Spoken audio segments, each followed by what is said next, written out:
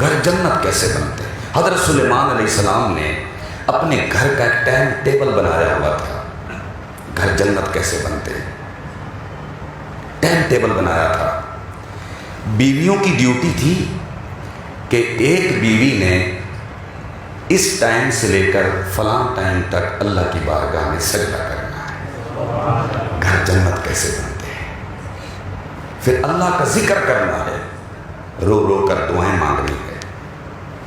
پھر اس time table جب دوسری بیوی کا ٹائم ٹیبل شروع ہوتا تو دوسری پہلی کا مکمل ہوتا تو دوسری وضو کر کے پہلے کھڑی ہوتی۔ گھر جنت کیسے بنتے ہیں؟ سبحان اللہ کہہ رہے ہیں، گھر جنت کیسے بنتے ہیں۔ اسی طرح بیویوں کا ٹائم ٹیبل، جب بیویوں کی ڈیوٹی ٹائم ٹیبل مکمل ہوتا تو بیٹی وضو پہلے کر کے کھڑی ہوتی کہ بابا نے ڈیوٹی لگائی ہے، ڈیوٹی لگانے والا اللہ کا نبی ہے۔ گھر جنت کیسے بنتے ہیں؟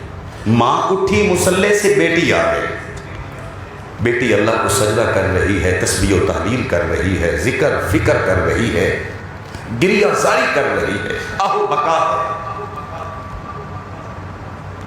ماں کے بعد بیٹیاں باری باری رب کو سجدہ بھی کر رہی ہیں، اللہ اللہ بھی کر رہی ہیں۔ جب بیٹیوں کی ڈیوٹی مکمل ہو جاتی تو بیٹے وضو کر کے پہلے کھڑے ہوتے، یعنی ایک لمحہ بھی گھر میں ایسا نہ ہوتا کہ اللہ کے ذکر سے گھر محروم رہ جائے۔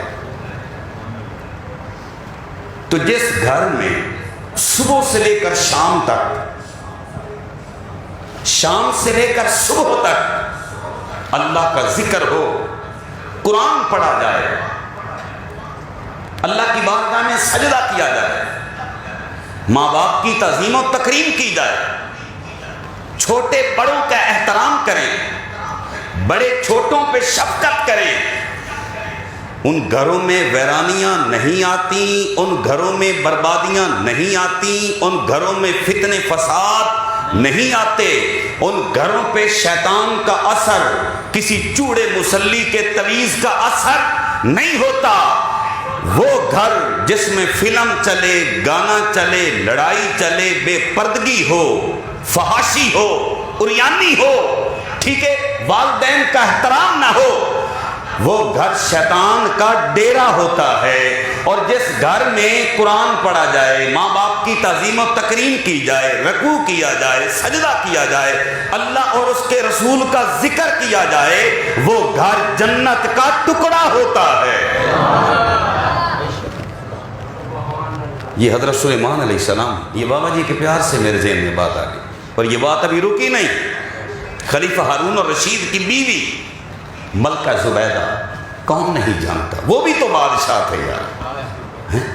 آج کے بادشاہ تو چپے چپے کے بادشاہ ہیں، یہ وہ بادشاہ تھے جنہوں نے پوری کائنات پر حکمرانی کی ہے۔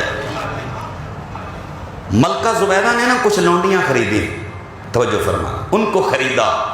گھر جنت کیسے بنتے ہیں؟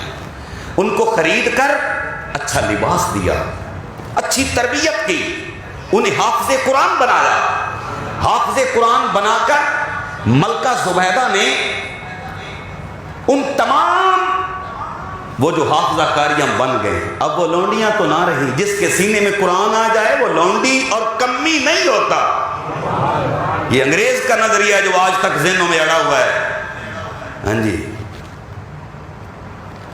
تو ملکہ زبیدہ نے ان کی ڈیوٹی لگا دی لونڈیوں کی کہ بس تمہاری ڈیوٹی یہ ہے، اچھا لباس تمہیں ملے گا، کھانے کو تمہیں ملے گا، پینے کو تمہیں ملے گا، پہننے کو تمہیں ملے گا، اچھی رہائش گاہ تمہیں ملے گی، اچھا بستر تمہیں ملے گا، سکون و آرام تمہیں ملے گا۔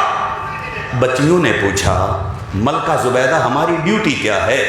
تو ملکہ زبیدہ نے فرمایا تمہاری ڈیوٹی برتن دھونے کی نہیں، تمہاری ڈیوٹی بستر صاف کرنے کی نہیں، تمہاری ڈیوٹی جھاڑو دینے کی نہیں، تمہاری ڈیوٹی آٹا گوندھنے کی نہیں، تمہاری ڈیوٹی روٹی پکانے کی نہیں، تمہاری ڈیوٹی کھانا پکانے کی نہیں، سالن کی نہیں، کپڑے واش کرنے کی نہیں، تم جتنی کی جتنی ہو اپنا ٹائم ٹیبل بنا لو، 24 گھنٹے میرے محل میں اللہ کے قرآن کی تلاوت گونجتی رہے، بس